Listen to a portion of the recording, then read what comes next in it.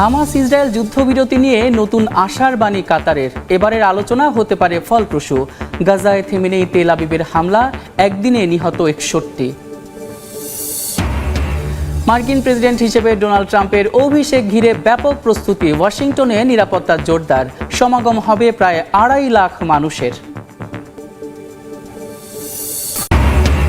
দুর্নীতির অভিযোগে অবশেষে ব্রিটিশ মন্ত্রিসভা থেকে পদত্যাগ করলেন টিউলিপ সিদ্দিক।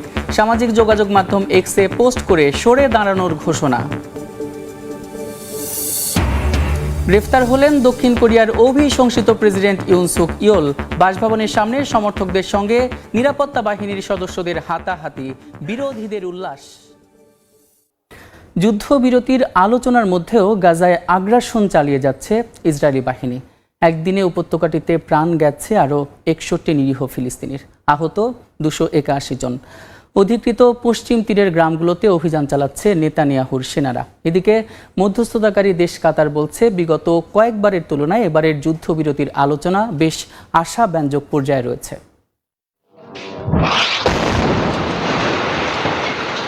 গাজায় অব্যাহত রয়েছে দখলদার বাহিনীর বর্বরতা। মঙ্গলবার উপত্যকাটির মধ্যাঞ্চলে বাস্তুচ্যুতদের একটি ভবনে বোমা হামলা চালায় ইসরায়েল। এতে বেশ কয়েকজন নিহত হন। অধিকৃত পশ্চিম তীরেও অভিযান চালায় নেতানিয়াহু সেনারা। অঞ্চলটির জেনিন শরণার্থী শিবিরে বিমান হামলা চালালে হতাহত হন বেশ কয়েকজন।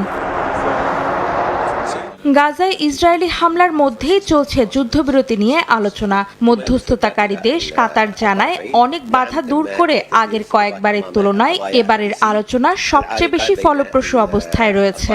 ইসরায়েলের পররাষ্ট্রমন্ত্রী বলেন, চুক্তি কার্যকর হলে দেশটির সরকার সংখ্যাগরিষ্ঠতার সঙ্গে তা সমর্থন করবে। মার্কিন পররাষ্ট্রমন্ত্রী অ্যান্টনি ব্লিংকেন জানান, বিদায়ী বাইডেন প্রশাসন নবনির্বাচিত প্রেসিডেন্টের কাছে গাজার যুদ্ধ পরবর্তী ব্যবস্থাপনার একটি পরিকল্পনা হস্তান্তর করবে। এদিকে জিম্মি মুক্তির আশায় দিন গুনছেন ইসরায়েলি নাগরিকরা। তেল আবিবের রাস্তায় জড়ো হয়েছেন হাজার হাজার মানুষ। প্রিয়জনদের ছবি হাতে নিয়ে অশ্রুসজল চোখে দ্রুত যুদ্ধ বন্ধের দাবি জানান তারা। এ সময় সমাবেশকারীদের সঙ্গে এসে যোগ দেন ইসরায়েলের সাবেক প্রতিরক্ষামন্ত্রী ইয়োভ গ্যালেন্ট। যুক্তরাষ্ট্রের ক্যালিফোর্নিয়া দাবানল নেভাতে দমকল কর্মীরা ব্যবহার করছে গোলাপি রঙের পাউডার। আগুনের গতি কমিয়ে আনতে সহায়তা করে বিশেষ এই গুঁড়া, যা পরিচিত ফসচেক নামে।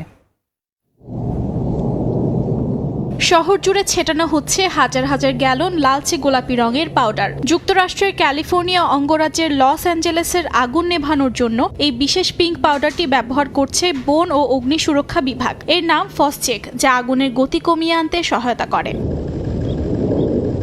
উজ্জ্বল গোলাপি রং ব্যবহারের পেছনে রয়েছে একটি বিশেষ কার্যকরী উদ্দেশ্য। পাইলট ও অগ্নি নির্বাপন কর্মীদের সঠিক জায়গায় গুঁড়া ছেটাতে সাহায্য করে গোলাপি রঙের গুঁড়া, যাতে আকাশপথ থেকে গুঁড়া ছড়ানোর সময় এটি সঠিকভাবে প্রয়োগ করা যায়। অ্যামোনিয়া ফসফেট সার ও এক ধরনের ঘন উপাদান দিয়ে তৈরি করা হয় ফসচেক। পিঙ্ক পাউডার গাছপালা বা উদ্ভিদের সঙ্গে আটকে থেকে আগুন ছড়াতে বাধা সৃষ্টি করে।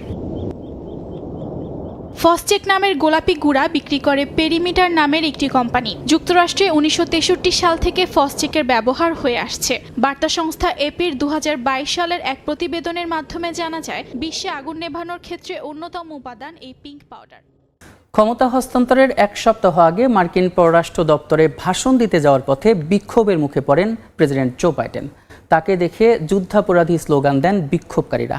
রক্তের মতো তরল পদার্থ ঢেলে তারা বলেন, হাজার হাজার ফিলিস্তিনিকে হত্যার জন্য বাইডেন দায়ী। এদিকে নিজ ভাষণে মার্কিন প্রেসিডেন্ট দাবি করেন, তার প্রশাসনের 4 বছরে দুর্বল হয়েছে প্রতিদ্বন্দ্বী দেশগুলো। বিপর্যস্ত হয়ে পড়েছে রাশিয়া, ইরান। গাজা ইস্যুতে মার্কিন নীতির প্রতিবাদে ওয়াশিংটন ডিসিতে পররাষ্ট্র দপ্তরের সামনে বিক্ষোভ। এর মধ্যেই পররাষ্ট্র নীতি নিয়ে সবশেষ ভাষণ দিতে আসেন বিদায়ী প্রেসিডেন্ট জো বাইডেন। তখন তাকে দেখে যুদ্ধাপরাধী বলে স্লোগান দেন বিক্ষোভকারীরা। কেবল তাই নয়, বাইডেনকে দেখে বোতল থেকে রক্ত সদৃশ তরল পদার্থ ঢালেন তারা। বিক্ষোভকারীরা বলছেন, ইসরায়েলি আগ্রাসনে ধ্বংসস্তূপে পরিণত গাজা। উপত্যকার কোথাও নেই নিরাপদ জায়গা। এ পর্যন্ত প্রাণ গেছে 46,000-এর বেশি মানুষের। এর দায় জো বাইডেনকে নিতে হবে, কারণ তার প্রশাসন অস্ত্র ও কূটনৈতিক সহায়তা দিয়ে ইসরায়েলকে মানুষ হত্যার লাইসেন্স দিয়েছেন। take full advantage of our diplomatic. পরে পররাষ্ট্রনীতি নিয়ে ভাষণ দেন বিদায়ী প্রেসিডেন্ট জো বাইডেন। জানান 20 জানুয়ারি তার হোয়াইট হাউস ছাড়ার আগেই গাজায় যুদ্ধবিরতি হওয়ার সম্ভাবনা উজ্জ্বল। And now, nearly three years later, Biden দাবি করেন তার প্রশাসনের 4 বছরে দুর্বল হয়েছে প্রতিদ্বন্দ্বী দেশগুলো, বিপর্যস্ত হয়ে পড়েছে রাশিয়া, ইরান, আর আগের তুলনায় শক্তিশালী হয়েছে যুক্তরাষ্ট্র। we helped Ukrainians stop Putin. And now, nearly three years later, Putin has failed to achieve any of his strategic objectives. He has failed thus far to subjugate Ukraine, failed to break the unity of NATO. সবশেষে Biden তার প্রশাসনকে ধন্যবাদ জানিয়ে বলেন, তাদের প্রচেষ্টায় বিশ্বে এ পর্যন্ত $10,000 কোটি অনুদান পৌঁছেছে সরকারি ও বেসরকারি খাতে, যাতে গ্রিনহাউস গ্যাসের নিঃসরণ কমাতে। লেবাননের সশস্ত্র সংগঠন হিজবুল্লাহ বড় ধাক্কা খেল। হিজবুল্লাহ সমর্থিত প্রার্থী নাজিব মিকাতিকে নয়, আন্তর্জাতিক বিচারিক আদালতের প্রধান বিচারক নওয়াব সালামকে লেবাননের নতুন প্রধানমন্ত্রী হিসেবে নিযুক্ত করেছেন দেশটির প্রেসিডেন্ট। হিজবুল্লাহর অভিযোগ, নতুন প্রধানমন্ত্রী পার্লামেন্ট থেকে বিরোধীদের বাদ দেওয়ার জন্য কাজ করবেন। 2022 সালের অক্টোবর থেকে প্রেসিডেন্ট শূন্য ছিল মধ্যপ্রাচ্যের দেশ লেবানন। সৌদি আরবের জোরালো চাপের মুখে গেল বৃহস্পতিবার লেবাননের পার্লামেন্টে ভোটাভুটির মাধ্যমে প্রেসিডেন্ট নির্বাচিত হন জোসেফ আউন। এরপরই দেশটির পরবর্তী প্রধানমন্ত্রী কে হবেন তা নিয়ে শুরু হয় নানা আলোচনা। হিজবুল্লাহ সমর্থিত প্রার্থী নাজিব মিকাতিও ছিলেন আলোচনায়। এর মাঝেই সোমবার আন্তর্জাতিক বিচারিক আদালতের প্রধান নওয়াব সালামকে লেবাননের নতুন প্রধানমন্ত্রী হিসেবে ঘোষণা দেয় দেশটির প্রেসিডেন্টের কার্যালয়। আনুষ্ঠানিক এক বিবৃতিতে কার্যালয়ের মহাপরিচালক জানান, 128 সদস্য বিশিষ্ট পার্লামেন্টে 84 জন সালামের পক্ষে ভোট দিয়েছেন। আন্তর্জাতিক বিচারিক আদালতের প্রধান নওয়াব সালামকে প্রধানমন্ত্রী হিসেবে মনোনীত করেছেন প্রেসিডেন্ট জোসেফ। সরকার গঠন করতে নওয়াবকে নির্দেশ দিয়েছেন তিনি। অন্যদিকে হিজবুল্লাহ সমর্থিত প্রার্থী নাজিব মিকাতি প্রধানমন্ত্রী হিসেবে নির্বাচিত না হওয়াকে লেবাননের সশস্ত্র সংগঠন হিজবুল্লাহর জন্য বড় ধাক্কা হিসেবে দেখছেন বিশ্লেষকরা। স্থানীয় গণমাধ্যমের বরাতে বার্তা সংস্থা রয়টার্স জানায়, হিজবুল্লাহর সংসদীয় নেতা মোহাম্মদ রাদ মনে করেন সালামকে প্রধানমন্ত্রী করার মধ্য দিয়ে দেশে বিভাজনের বীজ বপন করেছেন প্রেসিডেন্ট। নতুন প্রধানমন্ত্রী পার্লামেন্ট থেকে বিরোধীদের বাদ দেবে বলেও শঙ্কা প্রকাশ করেন তিনি। 71 বছর বয়সী নওয়াব সালাম একজন অভিজ্ঞ আইনজীবী ও বিচারক। তিনি 2007 থেকে 2017 সাল পর্যন্ত জাতিসংঘে লেবাননের রাষ্ট্রদূত হিসেবে দায়িত্ব পালন করেছেন। দক্ষিণ আফ্রিকার গণহত্যা মামলা এবং অন্যান্য ট্রাইব্যুনালে সফলতার সঙ্গে নেতৃত্ব দেয় আন্তর্জাতিকভাবে খ্যাতি অর্জন করেন এই বিচারক।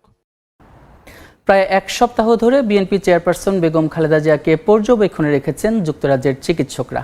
সাংবাদিকদের এ তথ্য জানিয়েছে তার ব্যক্তিগত চিকিৎসক AZM জাহিদ হোসেন।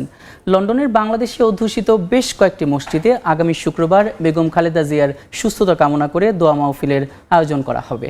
লন্ডন থেকে বিস্তারিত শোয়েব কবিরের রিপোর্টে। লিভার সিরোসিসে আক্রান্ত বিএনপি চেয়ারপারসন বেগম খালেদা জিয়ার লিভার প্রতিস্থাপনের বিষয়টি এখনো চূড়ান্ত হয়নি, তবে চিকিৎসকরা পর্যবেক্ষণে রয়েছেন। অবস্থা বিচার বিশ্লেষণ করে পরবর্তীতে তা চূড়ান্ত করা হবে বলে জানিয়েছেন খালেদা জিয়ার ব্যক্তিগত চিকিৎসক AZM Zahid Hossain. Owner day to day balance খুবই মেনটেন করতে হয়। শি ইজ রানিং 79, যে কথাটি আপনি বলছেন লিভার ট্রান্সপ্লান্টের issue, yes it is keeping in mind, কিন্তু মনে রাখতে হবে হয় দ্যাট ইজ ফিজিবল, হয় দ্যাট ইজ আদৌ করার মতো অবস্থার মধ্যে আমরা কি এখনও আছি কি না, অথবা কীভাবে করলে উনি আরও ভালো থাকতে পারবেন, আমরা কি রিস্ক বেশি নিয়ে ফেলবো, এইসব অনেক জিনিস আছে। কাজেই সেগুলো বিচার বিশ্লেষণের এখনও সময় আসে নাই। ওনারা সময় করে বিচার বিশ্লেষণ করে তারপরে জানাবো। তিনি আরও বলেন, সুস্থ হয়ে দেশে ফিরে যাওয়ার জন্য দোয়া চেয়েছেন বেগম খালেদা জিয়া। আপনাদের মাধ্যমে দেশবাসীর কাছে এবং দেশের এর বাইরেও পৃথিবীর মানুষ যারা ওনার জন্য, ওনার ওয়েল উইশার, সবার কাছে ওনার পরিবার এবং ওনার পক্ষ থেকে আমরা দোয়া চাই। এবং উনি নিজেও দোয়া চেয়েছেন, আপনাদেরকেও যেমন ধন্যবাদ জানিয়েছেন, দোয়াও চেয়েছেন ওনার সুচিকিৎসা যাতে হয় এবং যাতে উনি আরেকটু সুস্থ হয়ে দেশে ফেরত যেতে পারেন, সেই জন্য আপনারা সবাই ওনার জন্য দেশবাসীর কাছে দোয়া চাইবেন। আগামী শুক্রবার লন্ডনের বাংলাদেশি অধ্যুষিত বেশ কয়েকটি মসজিদে খালেদা জিয়ার সুস্থতা কামনা করে দোয়া মোনাজাত করা হবে বলে জানান যুক্তরাজ্য বিএনপি সভাপতি এম এ মালেক। আমি ফ্রাইডে যুক্তরাজ্য বিএনপি ওনার জন্য আমাদের ইস্ট লন্ডন মসজিদে, আমরা ব্রিকলেন মসজিদে আমরা দোয়ার আয়োজন করেছি এবং প্রত্যেকটা বাংলাদেশে এবং দেশের বাইরে ভিতরে যারা আছেন যে যেখানে আছেন ম্যাডাম খালেদা জিয়ার জন্য আপনারা দোয়া করবেন যাতে উনি সুস্থ হয়ে আবার সবার কাছে ফিরে যান। 3 বারের সাবেক প্রধানমন্ত্রী খালেদা জিয়া দীর্ঘদিন ধরে liver cirrhosis, kidney, diabetes, arthritis সহ শারীরিক নানা অসুস্থতায় ভুগছেন।